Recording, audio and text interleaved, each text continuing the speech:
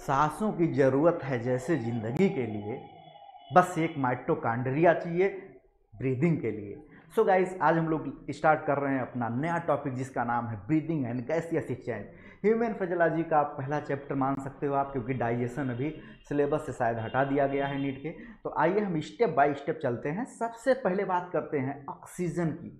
जी हाँ, ऑक्सीजन हमारे जीवन में बहुत उपयोगी है, क्योंकि ऑक्सीजन जब हम एयर से लेते हैं वो हमारे लंग्स में जाता है, डिफ्यूज होता है ब्लड में, और ब्लड से फिर पूरी बॉडी में सर्कुलेट होता है और ऑक्सीजन माइटोकॉन्ड्रिया तक पहुंचता है। माइटोकॉन्ड्रिया उन ऑक्सीजन को यूज़ करके हमें एनर्जी देता है, जिससे हम चल सकते हैं, घूम सकते हैं, गा सकते हैं, खा सकते हैं। सो गाइज, इसे हम स्टेप बाय स्टेप पढ़ते हुए चलेंगे। एनसीईआरटी से लाइन टू लाइन आज के दिन में हम देखेंगे। तो चलिए बात करते हैं ऑक्सीजन की। देखिए, ऑक्सीजन जो है ये यूज कब होता है? जब हमारे बॉडी में simple molecule glucose, amino acid और फैटी एसिड इन सब का ब्रेकडाउन होता है, तब इसकी ऑक्सीजन यूज किया जाता है, और इसी को हम क्या बोलते हैं? एरोबिक रिस्पिरेशन बोलते हैं।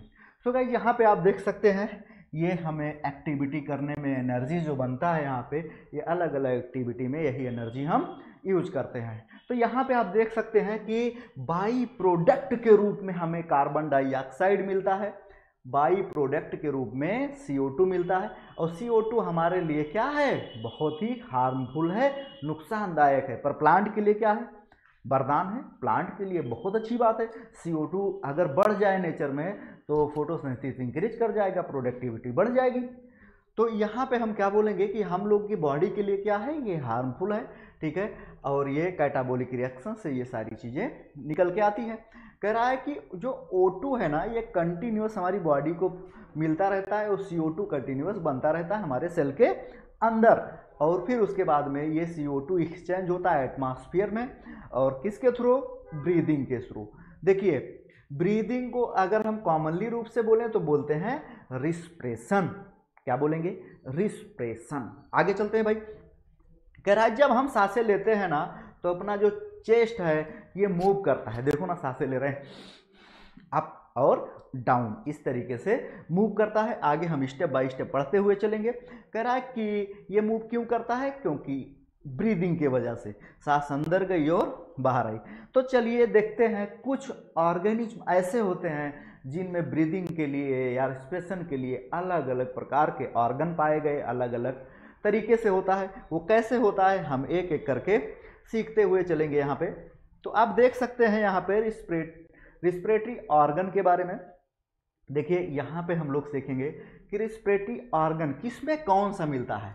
तो देखिए, डिफरेंट टाइप के ग्रुप हैं एनिमल के, और जिसमें डिफरेंट टाइप का मिलता है, डिपेंड करता है कि वो कैसे हैबिटेट में पाया गया है, ठीक है।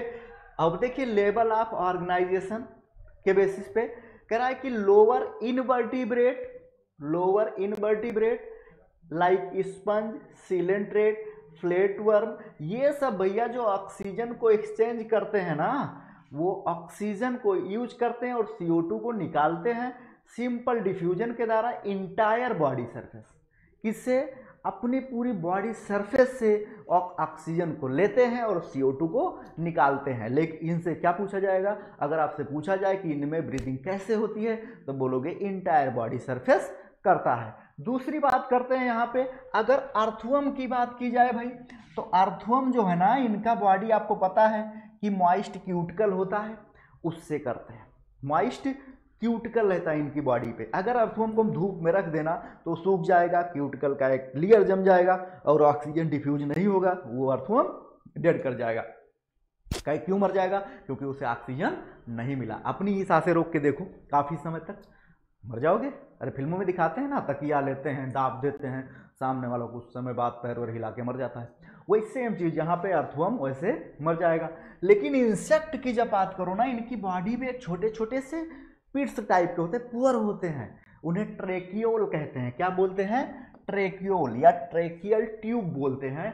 इनसे ये भी अपनी बॉडी से पूरा एटमॉस्फेयर से जो है एयर को एक्सचेंज कर लेते हैं, ऑक्सीजन ले लेते हैं, कार्बन डाइऑक्साइड दे देते हैं। इसके बाद हम बात करेंगे अपने अगले की, जैसे कि गिल। आपको पता है गिल्स किसमें पाया जाता है भाई? गिल्स को हम ब्रांकियल रिस्पिरेशन कहते हैं, और ये यूज करते हैं जो पानी में रहने वाले आर्थ्रोपोड हैं, उसके बाद मोलस्का है, और उसके बाद जो है ये कुछ हैं जो लंग्स यूज करते हैं। और लंग्स कौन कौन यूज करता है भाई? लंग्स यूज कर रहे हैं, यानी कि उसे पल्मोनरी रिस्पिरेशन बोलेंगे, जो हम लोगों में होता है।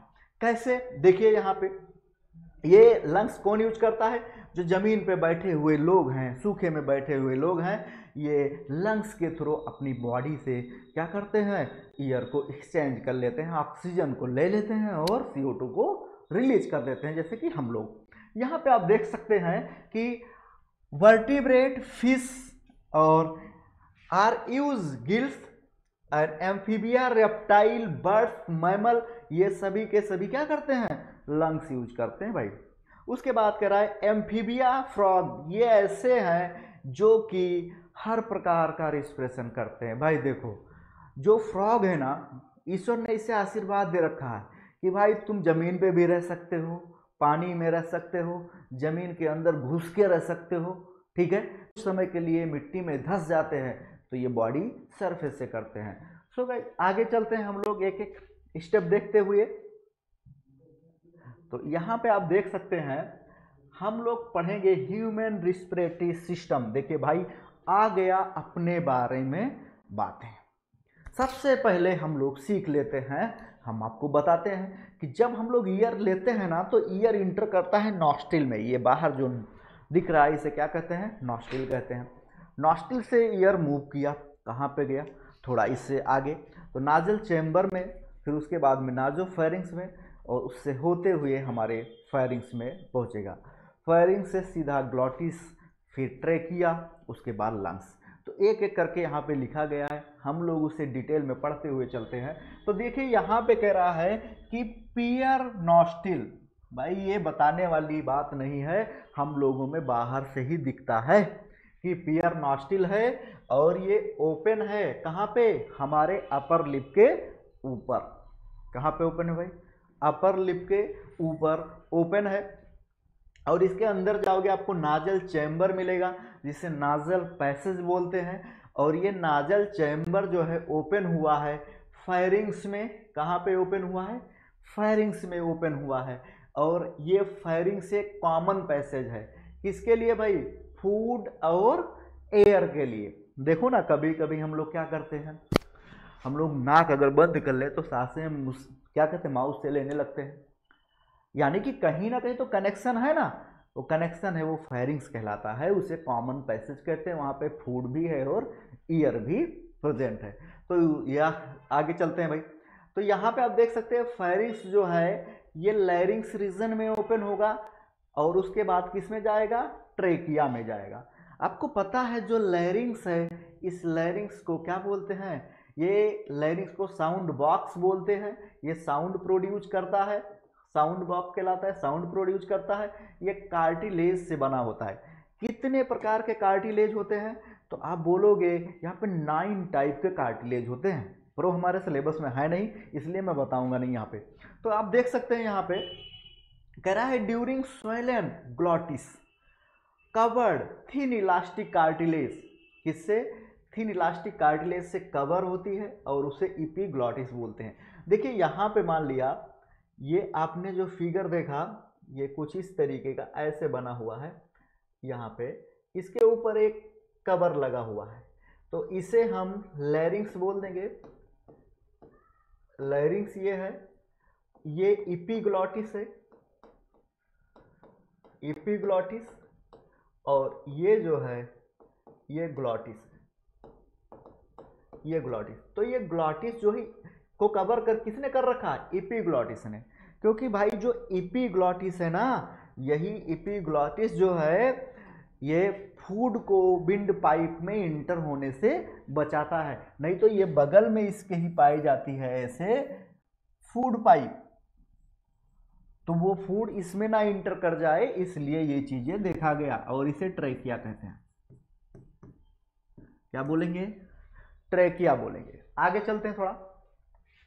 कह रहा है कि ये इंटर फूड इनटू लैरिंग्स, लैरिंग्स में कहीं फूड ना चला जाए, इसलिए इपीग्लॉटिस की जरूरत होती है। ट्रेकिया जो है ये स्टेट ट्यूब है, ठीक है, और ये हमारे मिड थोरेसिक कैविटी में पाई गई तक फैली हुई है, ऐसा बोल सकते हैं।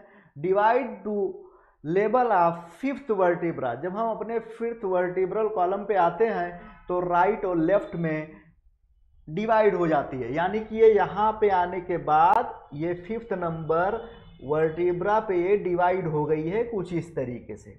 तो ये इसे क्या बोलोगे, इसे बोलेंगे ब्रांकियोल्स बोलेंगे, ब्रांकाई बोलेंगे, एक को क्या बोलेंगे, ब्रांकाई। आगे देखते हैं हम लोग, करा each bronchi undergoes repeated division and secondary and tertiary। क्या बोलते हैं कि ये जो है आगे चल के ऐसे ये डिवाइड हो गया है, सेकेंडरी में ऐसे डिवाइड हुआ है, फिर ये सेकेंडरी वाला ऐसे टर्सरी में डिवाइड हो गया है, फिर ये ऐसे करके ये डिवाइड हो गए हैं, लास्ट में जाके एल्वियोलाई लगा हुआ है। अभी हम आपको ये चीज़ें बताते हैं फिर से। देखिए यहाँ पे पहले देख लेते हैं, कह रहा है कि ब्रांकियोल इंड एंड थिन टर्मिनल जो है ब्रांकियोल कहलाता है। लास्ट में जो ब्रांकियोल पाया जाता है वहीं पे एल्वियोलाई ज्वाइंट होता है या जुड़ा होता है। कह रहा है कि देखो trachea, primary, secondary, tertiary bronchi and initial bronchiole supported to incomplete cartilaginous ring. देखो इसमें क्या होता है ना, इसमें इनकम्प्लीट कार्टिलेजिनस रिंग पाई जाती है।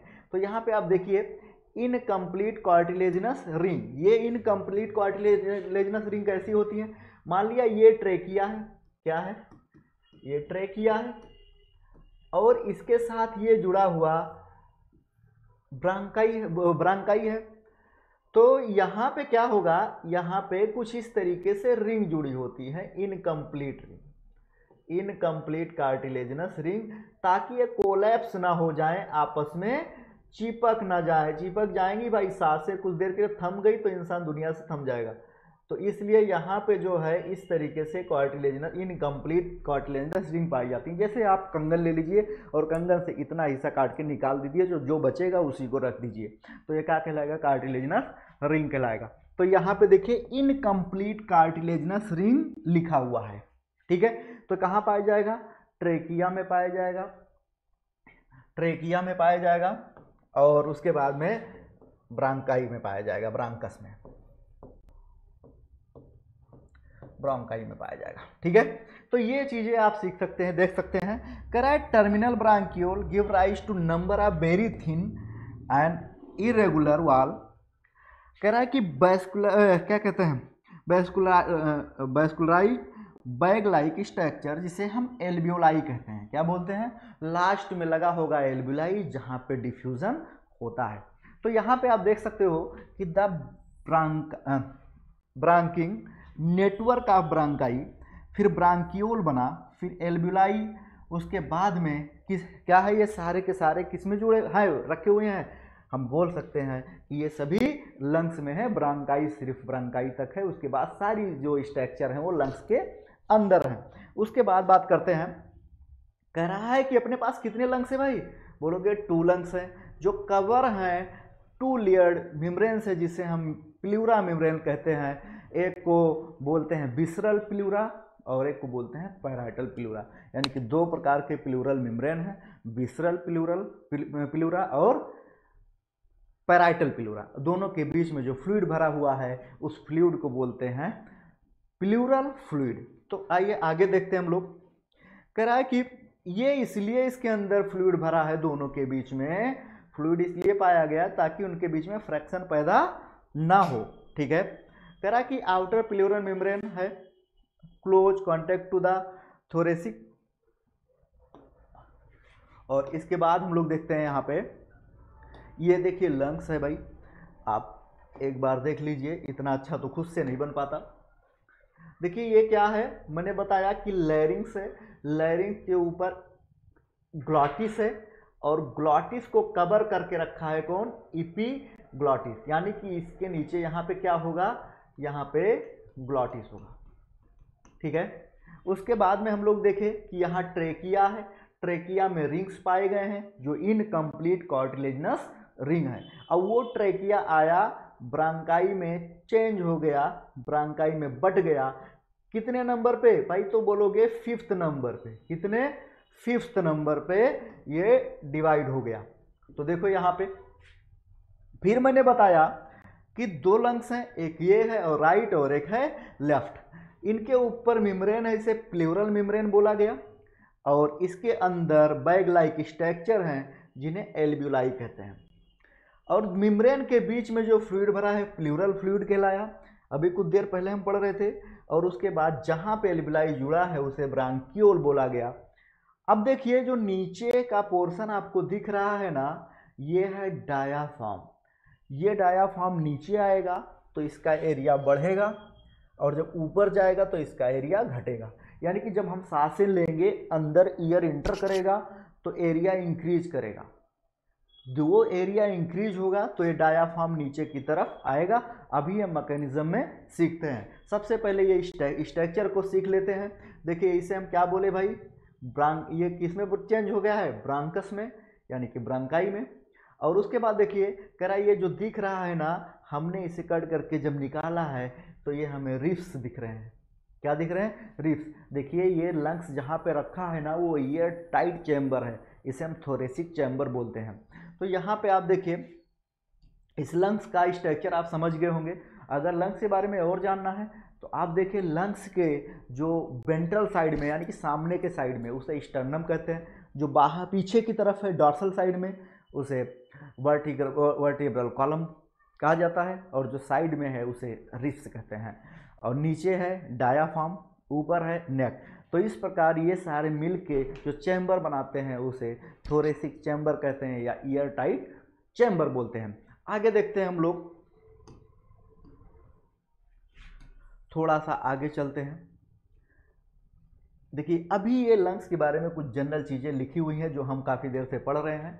इसके बाद हम लोग आएंगे अपने डिटेल पे।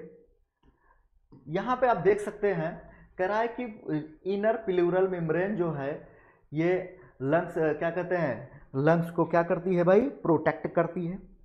और उसके बाद में बात करेंगे यहाँ पे एक्सटर्नल नॉस्ट्रिल, टर्मिनल ब्रांकियोल तक जो है इन्हें हम कंडक्टिंग पार्ट कहते हैं, क्योंकि जो नॉस्ट्रिल है और जहाँ एल्ब्यूलाई के पहले तक ये कोई डिफ्यूजन नहीं करते, ये सिर्फ ईयर को नाक से अंदर तक पहुंचाते हैं, यानी नोज टू ब्रांकियोल तक ये सिर्फ कंडक्ट कराते हैं, इसलिए इस पार्ट को बोलते हैं कंडक्टिंग पार्ट। तो यहाँ पे आप देख लीजिए। उसके बाद एल्ब्यूलाई है और डक्ट हैं जो ये स्पिरेटरी या एक्सचेंजिंग पार्ट कहलाते हैं। और देखिए कंडक्टिंग पार्ट ये ट्रांसपोर्ट करते हैं एटमॉस्फेरिक ईयर को एल्ब्यूलाई तक, ठीक है। और इट्स फॉर्म फार्जिन और पार्टिकल, जितने भी इसमें जो अलग टाइप के पार्टिकल आते हैं या हार्मफुल कुछ चीज़ें आ जाती हैं वो चीज़ें यहीं पे रह जाती हैं, और ये टेम्परेचर को भी मेंटेन करने में हेल्प करती हैं। कौन, कंडक्टिंग पार्ट्स। अब देख सकते हैं exchanging parts side diffuse O2 and CO2 between blood and atmosphere. तो ये सारी चीज़ें हम सीखते हुए चलेंगे। तो सबसे पहले हमने क्या बताया आपको कि एक्सटर्नल नॉस्ट्रिल है, नॉस्ट्रिल, और इसके बाद ईयर आया नाजल चैम्बर में, चैम्बर, और इसके बाद ईयर आया नाजोफेरिंग्स में, नाजोफेरिंग्स, इसके बाद फेरिंग्स, और फेरिंग्स के बाद जो है ईयर इंटर किया किसमें भाई, तो बोलोगे लैरिंग्स, लैरिंग्स, लैरिंग्स के बाद ईयर गया ट्रेकिया, ट्रेकिया, और ट्रेकिया के बाद में ब्रांकस, ब्रांकस, और ब्रांकस के बाद में ऐसे बोलोगे ब्रांकियोल, ब्रांकियोल, ब्रांकियोल के बाद में इनिशियल ब्रांकियोल, ब्रांकियोल, फिर इसमें आ जाता है लंग्स। देखिए सिर्फ इतना ही नहीं है, आप अगर डिफरेंट बुक पढ़ोगे आपको और भी कई सारे नाम मिलेंगे। तो यहाँ पे अपने एनसीईआरटी में बस इतनी सारी नाम बताए गए हैं जो कि हमें याद कर लेना है। चलिए आगे चलते हैं। कह रहा है थोरेसिक चैम्बर, कह रहा है यहाँ पे हम देख सकते हैं कि जो थोरेसिक चैम्बर है यहाँ पे जो थोरेसिक चैम्बर बना हुआ है एनाटॉमिकली, अगर हम इसे कट करते हैं इस टाइट चैम्बर को, तो ये डॉर्सल साइड में हमें वर्टिब्रल कॉलम मिल जाता है, वेंट्रल साइड पे स्टर्नम दिखेगा और लेटरल में हमें रिब्स देखने को मिलेगा, जबकि लोअर साइड में हम डोम शेप डायाफ्राम देखेंगे। और अगर इसे हम एनाटॉमिकली अगर देखेंगे तो लंग्स जो है ये क्या कहते हैं थोरेक्स में लोकेटेड है। Any change of volume thoracic cavity, ये जो थोरेसिक अगर कोई भी चेंज आता है यानी कि थोरेसिक कैविटी में कोई भी चेंज आता है तो वो क्या है reflect in the lungs pulmonary cavity, तो ये जो है यहाँ पे चेंजिंग आ जाता है उस कैविटी के अंदर। Such arrangement of essential for breathing, और ये ब्रीदिंग के लिए बहुत जरूरी है। We can not directly alter the pulmonary volume, हम जो डायरेक्टली इसे नहीं बोल सकते। जबकि यहाँ पे देखिए कुछ स्टेप दिया गया है, उस स्टेप को हम सीखेंगे कि यहाँ पे रिस्पिरेशन पढ़ने से पहले हमें कौन कौन सा स्टेप सीखना होगा, तब जाके ये चैप्टर हमें पूरी तरीके से समझ में आएगा।